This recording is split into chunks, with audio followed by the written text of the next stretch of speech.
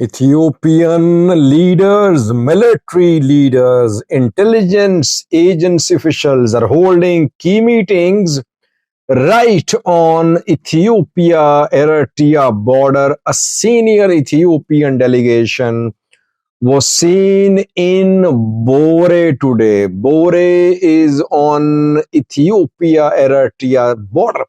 What is the message, veiled message from Ethiopia for Eritrea? Secondly, what happened in Nuno Vashwa zone of the Oromia region, where over 20 were brutally killed in the last 72 hours? What happened there? Welcome to the channel. Thanks for watching. Let's start with the story about the incident which happened in Nono. I will explain firstly what happened there, then I'll explain the reasons behind the incident. Nono is situated in West Shoa zone of the Oromia region. And this week, around 72 hours ago, over 20 people were brutally killed in Nono. The killed include women, elderly. There wasn't a fight between the people there. The killed are Oromos. It's not that there was a clash between Oromos and Amharas, and in that clash, these Oromo people were killed. No, there was no clash reportedly. Deaths confirmed, or dead bodies have been shown.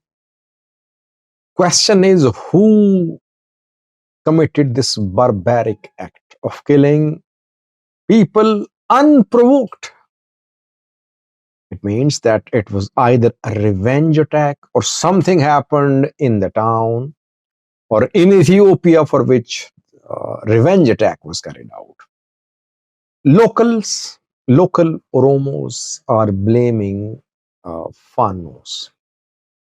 They say Amhara Fano fighters committed this heinous crime. Fanos of the Amhara region? No. A new Fano has been established in the Oromia region. There are two types of Fanos in Oromia. I think one has the backing of the Ethiopian government and the other is opposed to the government. Allegedly, this attack in Nono was carried out by a government-backed Amhara Fano armed group based in central Ethiopia region. From there, these Amhara Fano fighters, they entered Vashwa, they killed people. Firstly, so we cannot say that Fano operating in Amhara have any hand in this incident. We cannot say that. We have no information, no verified information that Fanos from Amhara entered Oromia and killed people there. No. Local Fano groups were involved, firstly. Secondly, in Nono, Vashwa, and in some nearby areas, in recent months, Amhara people, and in recent months and years, Amhara people have been expanded. They have been pushed out of these districts.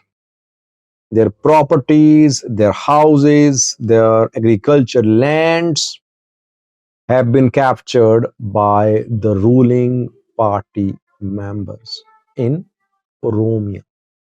Oromia PP members have seized the properties of ethnic Amharas. Thirdly, we must not forget what Fano fighters have been saying in the Amhara region. They launched a campaign, a propaganda campaign. They said Oromos cut the breasts of two female Fanits. And in the funeral ceremony of Fanit Balim, a Fano commander addressed Amhara saying, You see, Amharas, this is what Oromos have done to your Fanit. So a conflict was being ignited.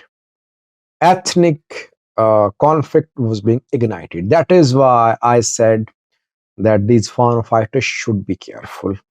What they are saying could have repercussions. Repercussions for Oromos today and for Amharas tomorrow. It goes on, by the way. If ethnic violence starts, it does not end. It's not new. It's been happening in Ethiopia for years. But any incident which indirectly supports spreading of ethnic propaganda leads to such incidents. So the killing of Oromos in Nono has been confirmed. Local Amhara armed groups are involved. Fanos of Amhara will have to be careful if they continue their hateful narrative against Oromos. Such incidents will happen again, and Amharas in Oromia could face repercussions. Secondly, viewers, senior Ethiopian leaders were on Ethiopia-Eritrea border today. They sent a strong veiled message to Eritrea right from Bore. Bore is a border town on Ethiopia-Eritrea border on the Ethiopian side of the border. Ridwan Hussein and Gita Choreda visited Bore today. Gita Choreda is East Africa advisor to Ethiopian Prime Minister. He's a minister. Ridwan Hussein is the head of Ethiopian intelligence agency. They held some meetings in Bore with military officials, with the regional officials, with tribal elders.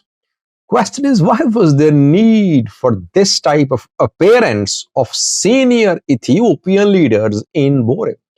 And politicians do visit other regions. Federal government officials, they visit different regions.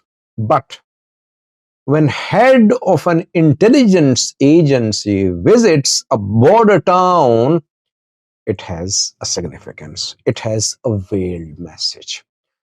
I think Abiy is not happy with the performance of Ridwan Hussein, with the performance of NIS. Abiy formed a task force a few weeks ago asking NIS and others to jointly work to collect information about Eritrean military capabilities and Eritrean likely moves against Ethiopia. So Abiy wants to activate NIS. Abiy might replace Ridwan. He's not happy with Ridwan. So he has told Ridwan to up the ante and to provide real-time information to the Ethiopian PM about the situation in border areas and about the preparations in Eritrea for war. NIS will have to penetrate the entire Ethiopian Afar region and maybe southern Red Sea zone of Eritrea. Eritrea has penetration in Ethiopia. Eritrea is backing the formation of anti-Ethiopian government armed Afar group on its soil. But Ethiopia backed Brigade Hamado, Eritrean Blue Revolution Front. Eritrean Blue Revolution Front has split in 4 ranks, in 4 factions. It shows that Ethiopian intelligence agencies' work in Afar is not impressive. NIS is sleeping in Afar because Eritrean intelligence agency has spread its tentacles across the border into Ethiopian Afar region. So I think that Ridwan's visit makes sense. Ridwan's intelligence agency, I think, will expand its presence in border areas. Abiy wants NIS to penetrate Eritrea. NIS has not been able to deliver any results. Gita Choreda is yes man these days. Whatever Abiy does, he's the first one to approve. He's the first one to back it. No matter what Abiy does, the one man who will always defend Abiy now is Gita Choreda. and he is East Africa advisor too. That is why he's been sent to the Afar region. We'll have to wait to see the outcome of the appearance of senior Ethiopian leaders in the Afar region. It's a veiled message, I think, which this appearance contains for Eritrea. Veiled message from Ethiopia for Eritrea that Eritrea is within reach. That what Eritrea is doing, Ethiopia knows about it, and Eritrea is within reach. Ethiopia can extend extend its hand to teach a lesson to Eritrea. Maybe that is what the veiled message is from today's visit. But we'll see in coming hours, hopefully, what the two leaders did there in the Afar region. Thank you for watching.